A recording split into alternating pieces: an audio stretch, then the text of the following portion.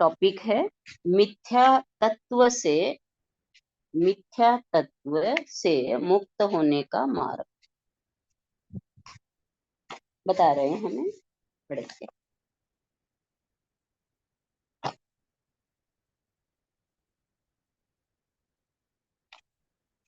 हाँ।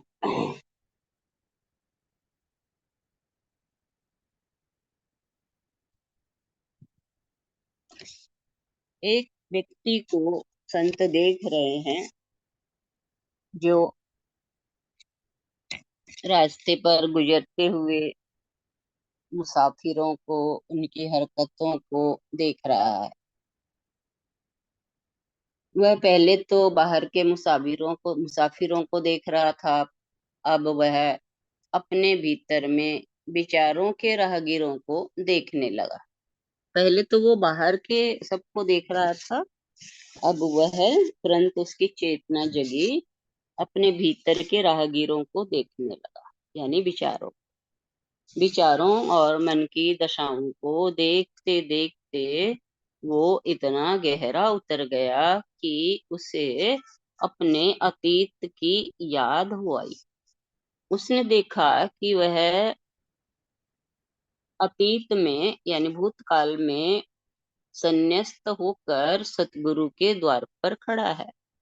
इतने में उसके पिता सतगुरु के पास पहुंचे और बोले। आवाज पहुंच रही है ना? जी माँ, जी माँ। पहुंच रही हूँ। ओके। बोले, महात्मन, आपने जीवन में साधना की परिणति को उपलब्ध किया है क्या? आपके शिष्य समुदाय या कोई ऐसा व्यक्ति है जो धरती के इतिहास का स्वर्णिम हस्ताक्षर बने? सतगुरु मुस्कुराए, बोले, तुम दूर क्यों जाते हो? तुम्हारा ये पुत्र ही इतिहास का स्वर्णिम अध्याय बनेगा। पिता बड़े गौरवान्वित हुए। वे उसके पास आए और बोले, पिता बोले, पुत्र, मुझे तुम पर गर्व है। धन्य है मेरा कुल कि मैंने तुम्हें पाया। भविष्य में तुम्हारे द्वारा सद्विचार की सरिता प्रवाहित होगी। तुम भी आने वाले समय में चक्रवर्ती, बुद्ध या तीर्थंकर जैसा महान पद पाओगे।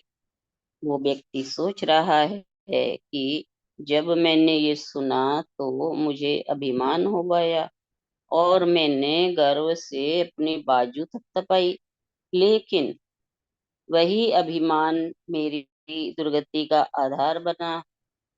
वो भविष्य भूत की बात सोच रहा है। मुझे मेरे उस अहंकार ने भयानक भवसागर में गोते लगवाए।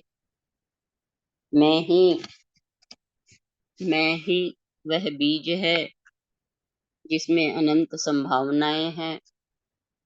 मैं ही वह व्यक्ति है जो महापुरुष है, पर थोड़े से अहंकार ने मैंने मुझे नरक, देवगति, मनुष्य तत्व और अनेक गति में भटकाया।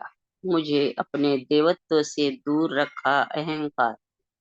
अहो, मैं कभी नरक की वैतरणी में डूबा तो कभी सिंह बनकर जंगल में विचरा।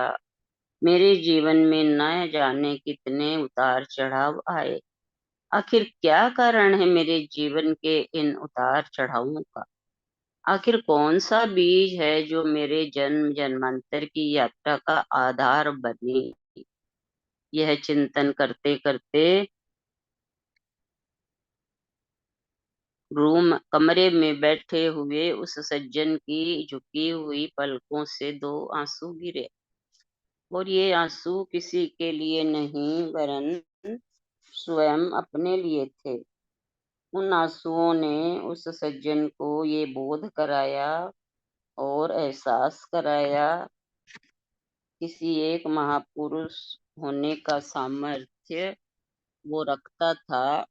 ये बोध कराया कि मैं एक महापुरुष होने का सामर्थ्य रखता था, पर मैं किस कारण से इस भयानक भव वन में भ्रमण करता रहा और उन्हीं आंसुओं से सन कर उस महापुरुष के कुछ स्वर फूट पड़े कि जय मोहिया मैया, अनेक प्रकार से लिखे हुए हैं। पीड़ा के क्षणों में उस सज्जन के मुंह से निकले शब्दों के मर्म को वही समझ सकता है जो अपनी मुक्ति के तो संकल्प है। उस पुरुष ने आकाश की ओर निहारते हुए कहा, हाँ, मुझे खेद है कि मैं मूढ़मती सुगति का मार्ग न जानने के कारण इस भयानक भव वन में भ्रमण कर रहा। मैं सुगति के मार्ग को नहीं जानती होगी और किन कारणों से दूर गई। मैं इस था जब में इस प्रकार की वेदना होती है, तब वेदना के वे क्षण व्यक्ति के अभिनिष्क्रमण, प्रवज्जा और दीक्षा के कारण बन जाते हैं। धन्य है वे व्यक्ति जिनके जीवन में ऐसे अद्भुत क्षण आते हैं और वे गरिमा में पलों को सार्थक कर लेते हैं। उन महान क्षणों को व्यर्थ कर देना उसी प्रकार है जैसे समुद्र के किनारे पर आई कोई लहर किनारे से टकरा कर मिट जाती है। स्वयं की गति के प्रति उमड़ी वेदना के वे क्षण ही व्यक्ति में अध्यात्म के बीज का अंकुरण करते हैं। तब व्यक्ति कह उठता है, हाँ, मुझे खेद है। हमारे जीवन में ऐसी हजारों घटनाएं घटती हैं, ठोकरें लगती है, पर अंतर जागरूकता न होने से कोई ठोकर हमें झिंझोड़ नहीं पाती। बुद्धिमान व्यक्ति वह है जो दूसरों को ठोकर खाकर देखते संभल जाया करते हैं। वह व्यक्ति भी कुछ हद तक समझता है तो एक बार ठोकर खाने पर संभल जाता है, पर वह व्यक्ति तो निरा मूढ़ या मूर्ख है जो बार बार ठोकर खाता है। हमारी असल जिंदगी में ऐसा होता है। एक बार क्रोध किया, उसके दुष्परिणामों परिणामों को देखा, उसने प्रेम किया, उसके सदपरिणामों को देखा, फिर भी व्यक्ति बार बार मन में लिप्त हो जाता है। जैसे कि कोई खुजली का रोगी खुजलाने पर होने वाली जलन पीड़ा को समझता है, जानता है, फिर भी खुजली से प्रेरित होकर खुजलाने को विवश हो जाता है। हर ठोकर हमारे नए जन्म, हमारे नए भव का आधार बन जाती है। इतना ही है।